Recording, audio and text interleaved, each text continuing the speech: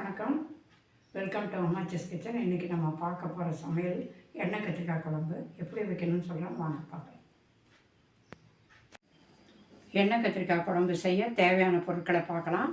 முதல் எண்ணெய் கத்திரிக்காய் சின்ன சின்ன இந்த மாதிரி பிஞ்சு கத்திரிக்காயை வாங்கிக்கிங்க, நல்லாயிருக்கும். வெங்காயம் 150 வெங்காயத்தை உரித்து கழுவி வச்சுருக்கோம். பூண்டு, கருவேப்பிலை, தக்காளி, புளி ஊற வச்சுருக்கோம். அப்புறம் இது கூட போடக்கூடிய பொருட்களை காட்டுறேன். கடுகு, மல்லித்தூள், மிளகாத்தூள், சாம்பார் பொடி, மஞ்சத்தூள், எண்ணெய், தேங்காய் ஒரு மூடி. நல்லா பெரிய தேங்காயாக இருந்தால் ஒரு மூடி போதும், சின்ன தேங்காய் இருக்க ஒரு தேங்காய் உரித்து அரைச்சி வைக்கிறோம். சால்ட், உப்பு, தண்ணி. எப்படி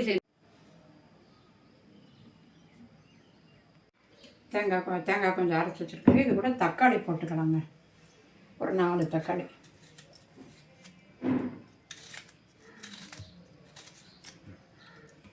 இந்த மேல் பக்கத்தை எப்போதும் எடுத்துறது ரொம்ப நல்லது.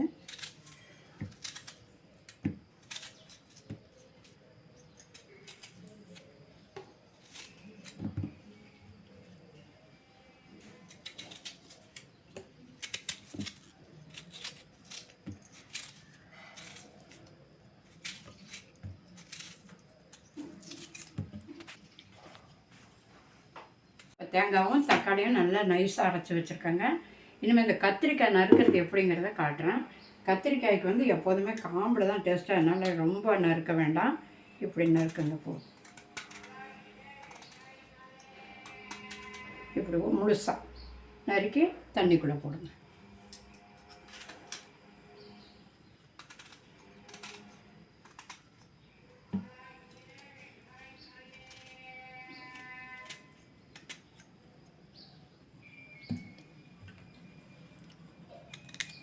ஒரு கத்திரிக்காய் நறுக்கும்போது இப்படி இது பண்ணி திறந்து பாருங்கள், ஏதாவது சொத்தகத்தை இருக்கான்னு.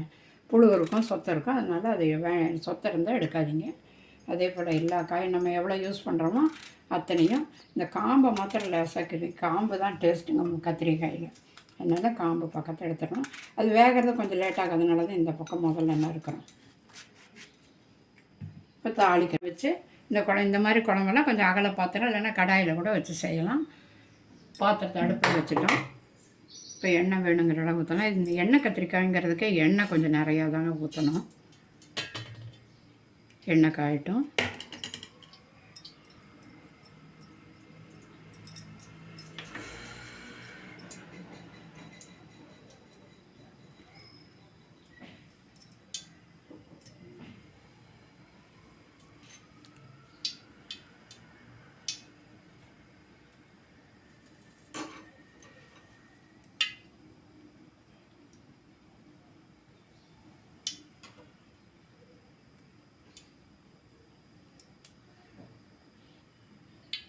கடுகு போடணும்.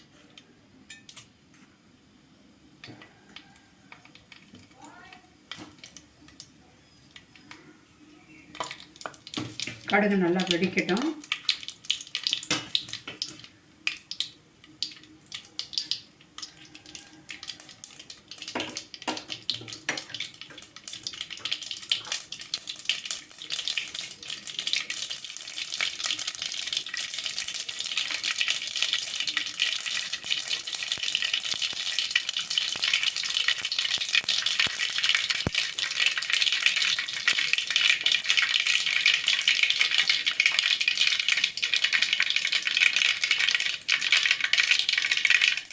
வெடிச்சிருக்கு. பூண்டு, வெங்காயமும் ஒரு ஐட்டம் போட்டுருவோம்.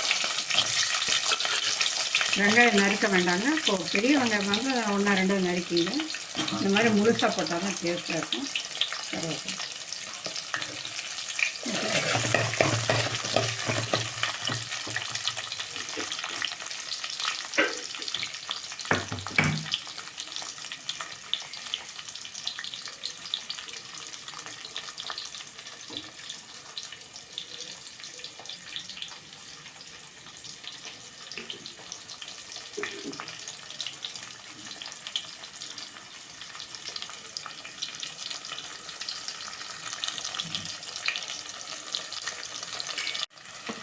இப்போ எண்ணெயில் நல்லா இந்த பூண்டு வெங்காயம் எல்லாம் நல்லா தெரிஞ்சிருக்கு. இந்த கத்திரிக்காயெல்லாம் தண்ணியில் போட்டிருந்தாலும் தண்ணி இல்லாமல் நல்லா சுண்டல்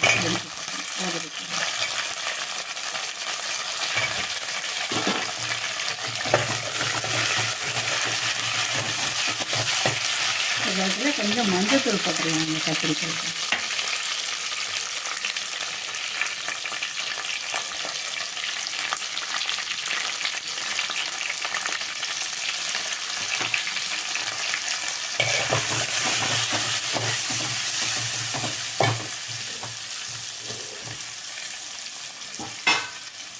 ஒரு 5 நிமிஷம் மூடி வைக்கலாம்.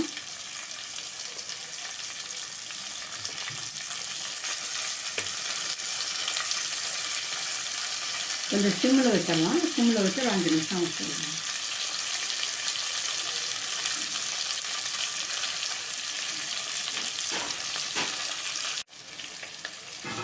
மூடி வச்சு கத்திரிக்காய் பாருங்கள் நல்லா வணங்கிடுச்சு.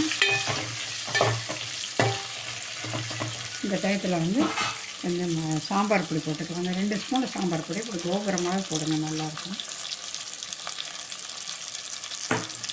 மிளகாத்தூள் ஒரு 1/2 ஸ்பூன் போடுங்க.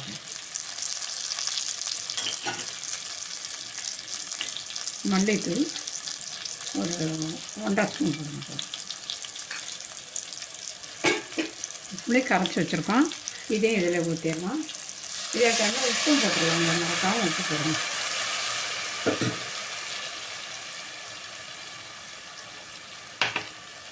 வந்து பார்த்து போடுங்க, அப்புறம் வேணும்னு போட்டுக்கணும்.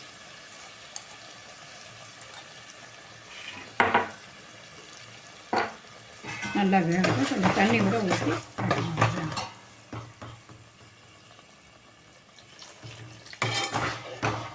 இது ஒரு 5 நிமிஷம் வேகட்டும்.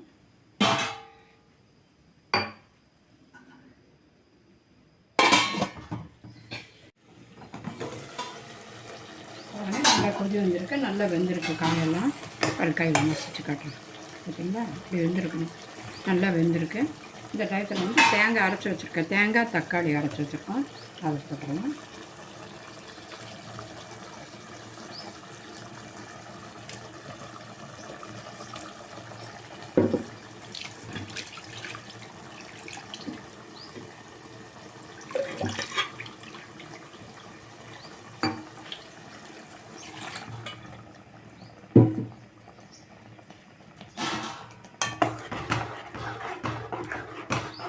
கெட்டியாக இருக்குது, அதனால் கொஞ்சம் தண்ணி விட்டுக்கிறோம். உப்பு பார்த்துருங்க. இப்போ உப்பு பார்த்தா தான் சரியாக இருக்கும். சரியில்லைன்னா உப்பு கொஞ்சம் போட்டுக்கலாம்.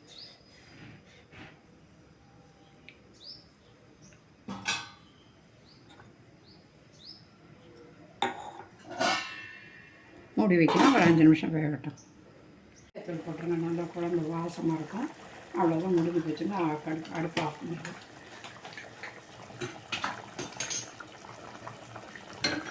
ஒரு கலக்கலை போட்டுட்டு போதுமான அளவு திக்னஸ் இருக்குது. காயெல்லாம் வெந்திருக்கு. இது 5-6 பேர் சாப்பிட்லாம், ஒரு பெரிய குடும்பத்துக்கே ஆகும். இன்றைக்கெல்லாம் மீதி ஆச்சுன்னா நாளைக்கு வச்சுருந்தாலும் ரொம்ப டேஸ்ட்டாக இருக்கும். நிறுத்திட்டு அடுப்பை இப்போ வேறு பாத்திரத்துக்கு மாற்றிடும்.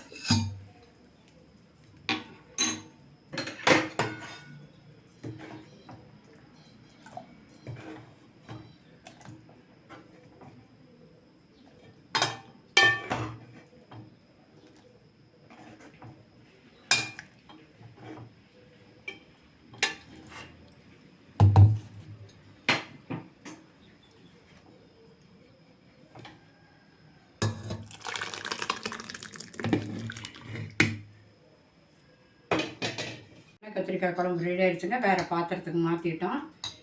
போட்டு சாப்பிட்டு பாருங்கள், எப்படி இருக்குன்னு சொல்லுங்கள். நல்லா டேஸ்ட்டாக இருக்கும். எல்லாத்துக்குமே சாதம், எல்லா சப்பாத்தி, தோசை, இட்லி எல்லாத்துக்குமே சாப்பிட்லாம். ரொம்ப நல்லாயிருக்கும். சாப்பிட்டு பார்த்துட்டு எப்படி இருக்குன்னு சொல்லுங்கள். சப்ஸ்கிரைப் பண்ணுங்கள். நன்றி, வணக்கம்.